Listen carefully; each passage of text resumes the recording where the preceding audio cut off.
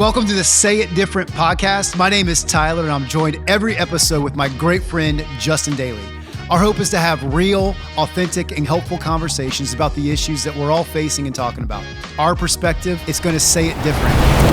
Hey, we often joke about getting old and things are hitting different. Yep. What are the things right now that you look at that are just, they're just harsh realities of getting old? Well, I just turned 40 between seasons. Yeah, welcome. And we've talked about this, but it's a couple things. One is just being sore for no reason. Yeah. Which is weird. Like we talked about, like my shoulder hurts, but I didn't do anything with my shoulder. Just slept on it wrong. Yeah. That's frustrating. Yeah. That and soreness, like after working out or playing pickleball or basketball or something. Like I could go do something for an hour and a half and it feels like I ran a marathon. Yeah. Yeah. And I'm getting less and less flexible. I need to work on that. How about certain things that you eat hit a little different now than they used to, right? You run through Taco Bell at 40. Yeah. It's going to hit a little different than it did at 20. Yeah. I'm definitely thinking about what I'm doing the next morning as I'm partaking in dinner. Cause like on Sundays, I preach multiple times, 4 or 5 times a Sunday. So can't do like a lot of like ghost pepper salsa on Saturday night. You'd be doing a 2-step on a Sunday morning. Yeah. It happened one time. It wasn't a fun Sunday. No. Another thing that's a little embarrassing right now is my bedtime. 20-year-old Tyler is very disappointed in my bedtime right now. When is your bedtime? Probably 9:30. It's lights out. Yeah. Wow. 10 o'clock is like, we're staying up till midnight. That's New Year's Eve. Are your kids asleep already by then? For the most part. See, here's one that I knew I was getting old. This summer, I would go and tell my boys goodnight and we'd pray. And then I'd give them a bedtime that was an hour or 2 hours past mine. Yeah. Because it was summer and we don't really have a lot of rules in the summer. I mean, they're in school. So it's, stay up to 11, 12 o'clock as long as you're in a good mood and getting all your stuff done. That's fine. But Gabby and I would go into bed 10, 10:30. I'm like, all right, boys, midnight bedtime. I'm going to sleep. Don't wake me up. Yeah. No, I get that. Yeah. I get that a lot. I also am a little embarrassed to say this too, but I'm at the age where if we're traveling or on an extended vacation, about 3 or 4 days in, I'll say something like, I miss my bed. Do you feel that a little bit? Like that? No. That's tough to say out loud, but it's true. Yeah. I get it. I get it. What I really you're a little more of a creature of habit and routine than I am, though. Well, yeah. I think that's biblical, but that's okay. You live such a biblically based, solid lifestyle. So true. You're so pure and holy. Well, I also think I'm about a year or two away from starting to travel with my pillow, and that's going to be a new level of old. Are you going to do that on a plane too? I don't think you can do it on a plane, but on a road trip. Yeah. Yeah, I got a nice pillow with a nice contour. We traveled a lot this summer. Actually, Gabby and I both traveled with our pillows. See? Yeah. No, that's another stage. Yeah. There's levels to this game, and you're at a different stage. Yeah. Yeah. Well, man, getting old. That's just what we're here for. Hey, I want to talk today about this idea, this concept of insecurity. Okay. Insecurity is definitely something everybody battles and wrestles with. On different levels, for sure. On different levels, for sure. And so I want to kind of take a little journey here for the next 15, 20 minutes and chat a little bit about it. And so I want to start maybe by having just kind of a general understanding of what we're talking about when we're talking about insecurity. And so what I've written down here as a definition of insecurity is lacking confidence in my own abilities or lacking confidence on what I think people think about me. Like, do people like me or am I good enough? Those would be the lies or the questions in my head that I'm battling. I'm not good enough because my own limited abilities, or people don't like me enough to step out and to do it. It's almost like an over focus on self and inferiority. Like, I don't measure up. Yeah. I'm glad you said that because that's my next point with it is insecurity is rooted in pride, right? So it's rooted in sin. Yes.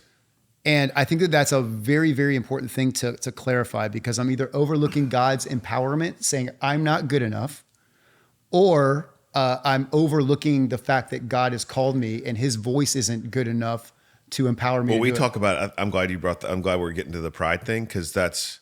I want to talk about how to practically help, but we Yep. need to clearly identify that it is a sin. Yep. Because pride is what had Lucifer fall in Yep. the garden, which was arrogance. His pride was arrogance. Yep. But pride is just an overemphasis on self. Right. It's where you become the center of the story. And I actually think there are more prideful people that I come in contact with that are on the insecurity Other side spectrum of it. Right. than the arrogant spectrum. Right. We live in. I mean, there are some arrogant people, but I would say most arrogance is just insecurity masked. Right. So like there are some arrogant people. I do know some narcissistic people, some prideful people on that side, but most of the time arrogance is a fake arrogance because my root and my foundation is insecurity, but Right. they're both pride. Right. So I would say it comes out as like weak, timid, passive, scared, nervous, but it also comes out with bravado and Right. you're not going to tell me what to do. And like, that's insecurity. Yeah. Yeah. And what I'll say about insecurity to what you're saying there, just principally is sin always projects its dysfunction onto others. Yeah. Because if sin didn't project it, it would have to admit that it's the problem. Right. And then it would be healed and resolved. Right. So it's Right. constantly deflecting, distract, blame. I'm not the problem. You are. Right. And that's kind of what I want to start the whole conversation with understanding. So I think we can look in the Bible. We can see examples of just absolute titans and generals of the faith wrestle with insecurity at times. So the Bible, sure. I mean, Moses is an example that kind of pops to my head pretty quickly, that Moses wrestled with insecurity on a regular basis. Am I good enough, God? Am I talented enough to do what you're calling me to do? Do the people like me enough to do what you're calling me to do? And I'm not using him as justification for insecurity. I think I'm more so referencing that because the Bible gives us roadmaps on how to kind of like work through it. Like we can relate and work through it. Yep. So let me start by asking this: is insecurity ever something that we can fully eliminate from our lives? Absolutely not. Absolutely not. We've all sinned and fallen short of God's glorious standard. We have three parts to our being. We have our soul, our mind, will, and our emotions. We have our spirit, which connects to God when we're made in his likeness. The Bible says, let us make man in our likeness as the Trinity. Our spirit's what connects to God, but we live in a flesh, and the flesh is sinful. It's decaying, it's dying, and it will never be redeemed. Our spirit will be redeemed eternally in heaven, but this suit that we wear, this mind, will, and emotions that we have will always be flawed. Yeah. Can you grow in your security with God? Can you grow in your trust with God? But there's no way on this side of heaven that you could ever meet somebody and say, I've mastered insecurity. Yeah. Yeah, which again, I think is a foundational thing to kind of understand as we talk about this conversation. To be clear, it doesn't have to hold you captive or be in bondage. Like Right. it doesn't have to define you.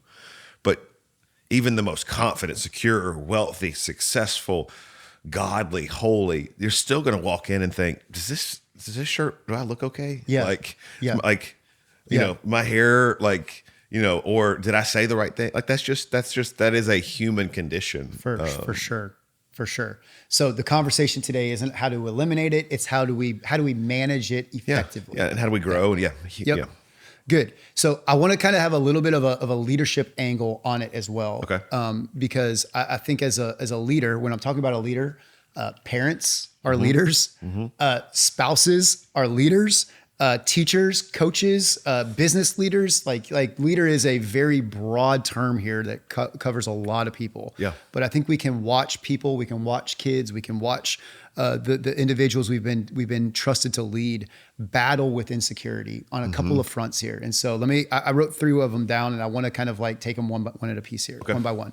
I think that we can see insecurity manifest in the people that we're leading and their inability to take feedback. Yes. So there's an unwillingness to grow there. Yes. Right? When you confront them, it's immediately met with blaming others or blaming circumstances. Making excuses. You don't know.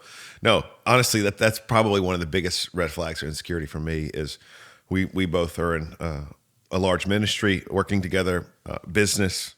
We both grew up playing sports. I played sports, high school, the collegiate level.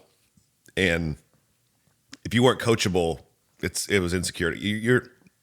If you're not, we say like this on Sundays, if you're If you're above correction, you'll always fall beneath your potential.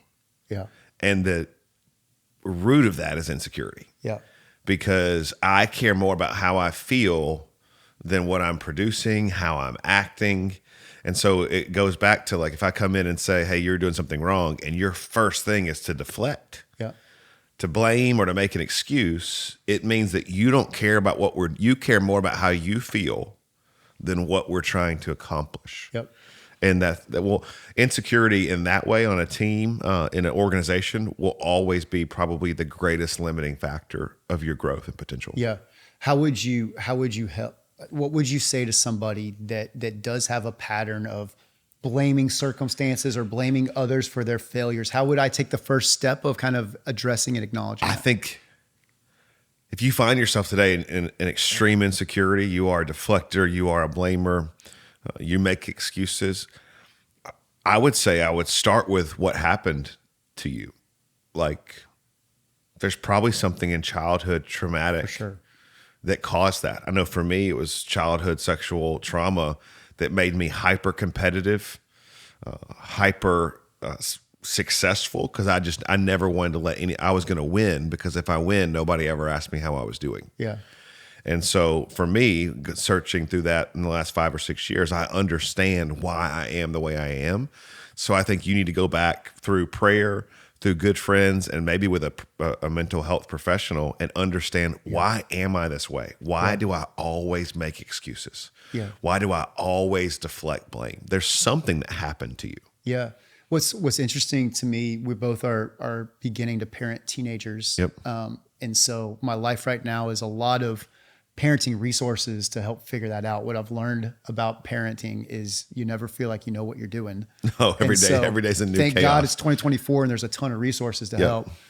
But what I'm seeing in that, because I'm also a pastor and working with a lot of adults in my work time, is a lot of the dysfunction as adults is it's the same problems. I'm teaching my son how to not blame others at 15 because he doesn't know the skills, but the 50-year-old man that's blaming others never learned those skills. So it's the same lesson that's being taught there. It's just a fascinating human condition that it's all going back to, you just don't have the parenting skill, the skills that you should have been taught. And to go back, that it comes from something in your past, like watching my boys walk through what they've walked through.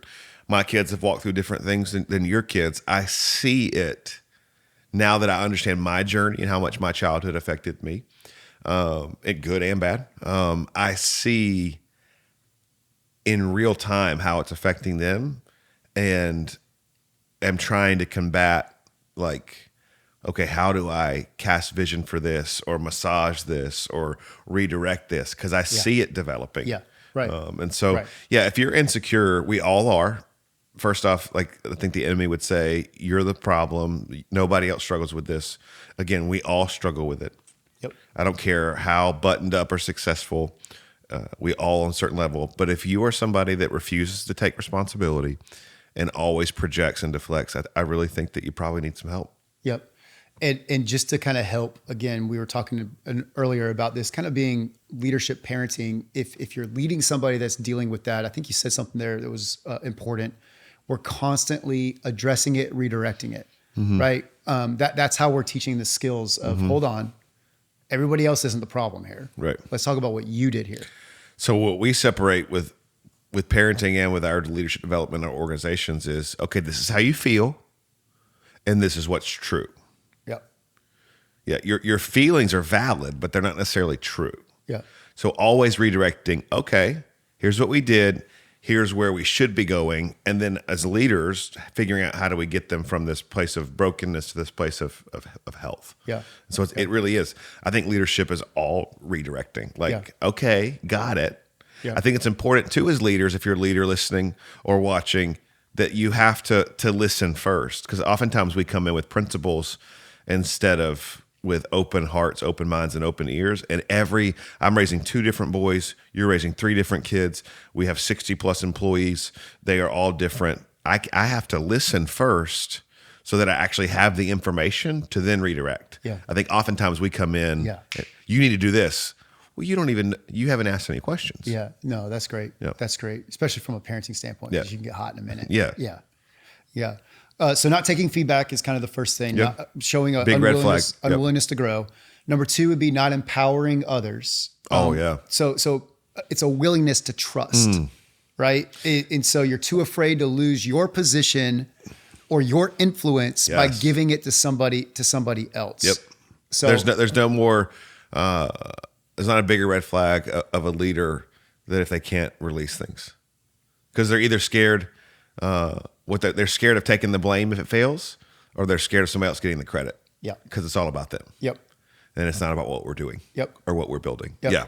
If I ever see a young leader or somebody young in their leadership and they have to be the center of everything, they have the Jesus complex, the Savior complex. They have all the answers. Everybody comes to them. They micromanage everybody.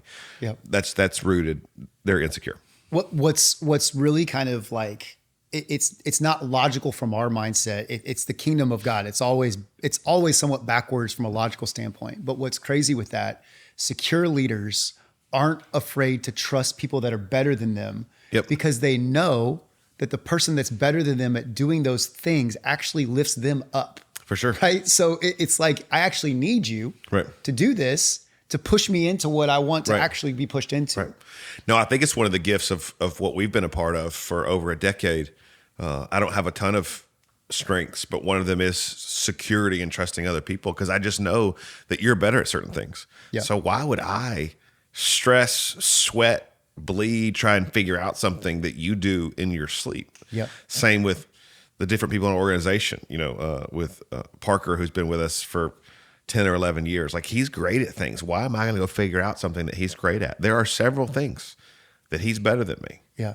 Eddie is better with people than me. Why would I feel the pressure to go into the lobby when I'm speaking 4 or 5 times when I know that Eddie and John and several people are 10 times better than me? Yeah. I want to meet people and hang out with people, and I do, but like, why would I go fulfill a role that I'm like a 7 and they're a 10? Right. Because if I was insecure, I'd be like, the people are connected more to them. Well, the goal is just that people are connected. I don't care who they're connected to. Yeah. And I would say from my perspective is that voice always kind of like creeps into your head from time to time. Like, oh, I want people to ask me to dinner, or, oh, I want to be part of something that's getting praise, or, oh, I should have gotten credit for that. That compliment should have been directed to me, not to them. Like, that voice is always kind of trying to creep into your head. Oh, for sure. To get you to kind of pull back from it. I mean, it happens in our world, because if, you speak several times a year and people come up to me and they'll be like, oh, Tyler, that was the best message I've ever heard. Yeah. And I'm like, I mean, it was good, but there's no way that's the best message you've ever heard. Yeah, for sure. Like, for sure. Not because it's you, or even if they said that about me, but but the insecurity is like, the best? Like, yeah. And then, but I think where we've, again, we make a lot of mistakes, but I think we're both fairly secure in our leadership, is the win. The big win is always more important than how I feel. Yeah. So like, I grew up on teams. So if you're winning, I'm winning, because we're on the same team. Right. So literally, I don't have to check that anymore a decade in. If somebody's like, oh my gosh, Pastor Eddie, man, that was the best message. He's the best pastor here. Yeah, he is. That's great. Yeah. You think that we're winning? I'm winning. Great. Yeah.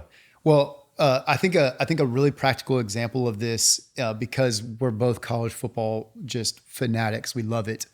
I'm fascinated this season with Ohio State, and I want to tenderly say that out loud, because I don't love Ohio State. Not a big Ohio State fan, but I do think that their head coach is one of the most underappreciated coaches in the entire industry. Ryan Day, right? Always on a hot seat because he can't beat Michigan.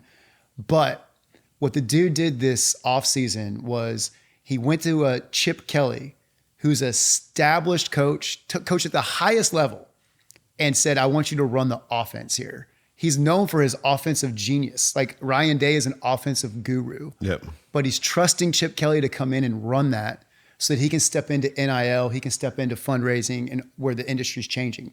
Yep. And I'm watching that, seeing such an extension of trust and security. Like, you got to respect that. Yeah, there's probably not a program there in the top 3 to 5 least liked by me. Yeah, so, I get it. I was watching the best coach of all time, on an interview, Nick Saban, if it wasn't already obvious. And he was talking about how much credit Ryan Day should get. They're saying, they're going to tear him down if he loses one game, but he's the person that raised the $20 million to buy the team. For sure. He's the person that recruited the best coaching staff. So he's like the same guy. He's created his own hot seat because he's built in this day and time on paper, the best program in the country. Yeah. How do we not give him credit for creating the very thing that you're putting pressure on? Without him, you wouldn't have any of this. And so, right. He's a top 5 coach and on a hot seat. It's just the craziest thing. Yeah. And it's an industry that globally speaking, so many coaches have a hard time releasing what their identity's found. For sure. But let's make a twist on that. Like we live in a world that you can't please. So we're so upset, back to the insecurity thing.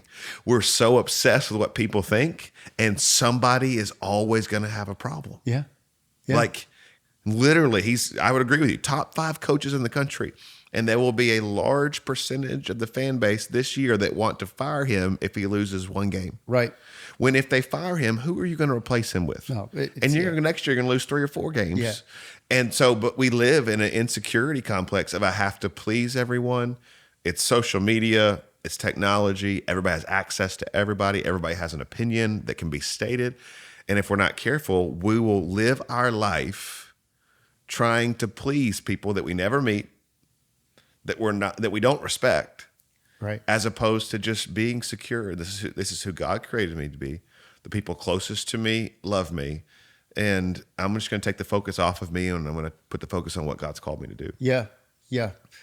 It basically all roads lead back to college football. Yeah. You want to see insecurity at work, you just watch a couple of your favorite teams and you'll see what the problem is there. So not empowering others. Mm-hmm. All right.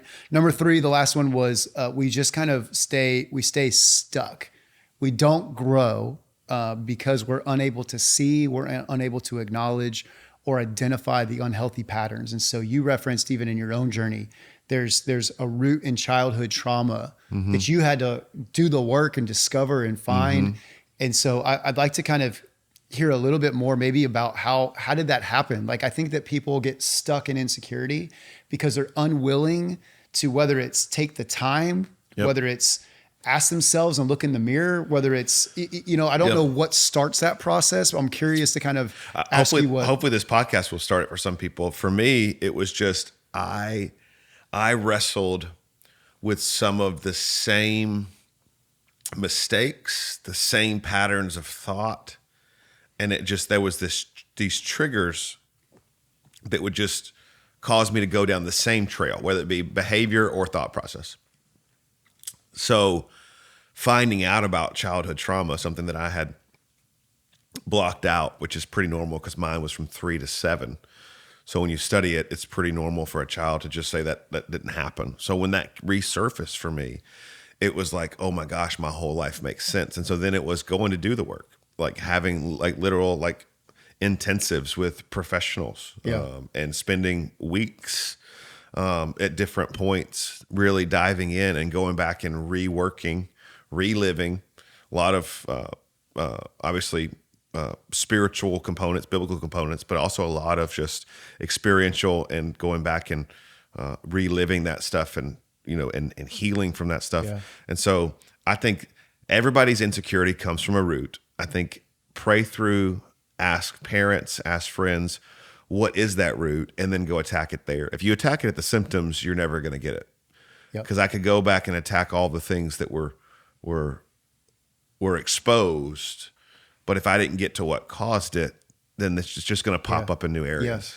Yeah. I think what's consistent, I didn't have childhood trauma growing up, but I think there's a consistent feeling of I'm just feeling like I'm kind of stuck. The same things are happening, or maybe it's spiritually. I just feel like I'm stuck right now and I'm not moving forward with my relationship with God. I think those are really healthy. Well, we had a friend, and I don't remember where he got it from, so I'm sorry I'm not giving credit, but big T trauma and little T trauma, we all have trauma. Yeah. We all have, like, I have great parents. Yeah. Like the best, but I still have memories. They're not perfect, just like I'm not perfect with my boys. Yeah. I still have memories where they mishandled something at a young age, and I could still go back to that place. And that's a little T trauma that could, if not identified and removed, could be a pattern of I'm going to respond because I got in trouble for this when I was 8. Yep. Now, every time that somebody makes me feel like that, this is my response. And if we don't identify those and remove those, then we're just going to stay in this cycle of dysfunction. Yeah. Yeah. I think I really believe that of the things that we've listed here, having a willingness to look inside of us is the biggest takeaway. So I want to kind of wrap this conversation up with a verse from Psalm 139. It says, "Search me, O God, and know my heart. Try me and know my thoughts, and see if there's any wicked way in me, and lead me in the way everlasting." That's great. I think that verse throws everything out there, that we just have to be willing to look within and invite people in. And that's how we start the process. It's simple, but that is the leadership lesson. And that is the antidote for insecurity, is look in the mirror first. Yep. Like, you look and then invite the Holy Spirit to say, like, show me. Yeah. Like, where is it broken? Where am I missing it? And if we will allow the Holy Spirit to search us, and we will search ourselves first before we deflect, before we blame, I think we'll be on a journey to being a lot more fulfilled and a lot more secure. Yeah. Great. No, it's all good stuff. And in closing, I just need you to hear this too. I am a Florida Gator fan. The over under right now on win total is 4.5 for the 2024 season, which I think is a fair evaluation of the team. And so that means I'm going to need a playoff team. Yeah. And as of right now, in the end of August, early September, I think it's going to have to be Ohio State. If we get to that stage, I think I might have to go for the Buckeyes, just because I appreciate the coach. If Alabama plays the Buckeyes and you are a Buckeyes fan, we will have a new co-host. Okay, of great. the Say It Different podcast. Jackson's up. Yeah. Jackson's in. Yeah. All Jackson right. will be from behind the camera to in front of the camera. Jackson, you got about 4 months to get some work in. You show up to my house, sharpen your skills in any Buckeye gear. Oh, no. In our friendship. Let me be clear. I'm not putting on scarlet and red. What scarlet is red. Whatever. Scarlet is red. Gray, whatever it is. I'm not putting cares? on the colors. Yeah. No. I'm not there. Yeah. But I'm going to need somebody to pull for. Can me. you? It can't be Georgia. What is a Buckeye? I think it's a nut. Oh. Or it's a great cookie. I've had a great Buckeye cookie. It's like a little Put it in the peanut butter with comments. some chocolate. Somebody comment what a Buckeye is. It is tough that your mascot is a nut. That's a tough. Yeah. That's a tough. We got to get back into the creative room. Yeah. We should start over. Yeah. Yeah. Anyway, that's the end of the episode. Thanks for the listen. Hope it was helpful. If it was, subscribe, share, like, review. If not, go for the Buckeyes and leave our audience. Yes. Great. There you have it. We'll see you next episode. Right. Well, hey, everyone. Thanks so much for listening today. Please subscribe for more content, and you can follow us at Say It Different Podcast.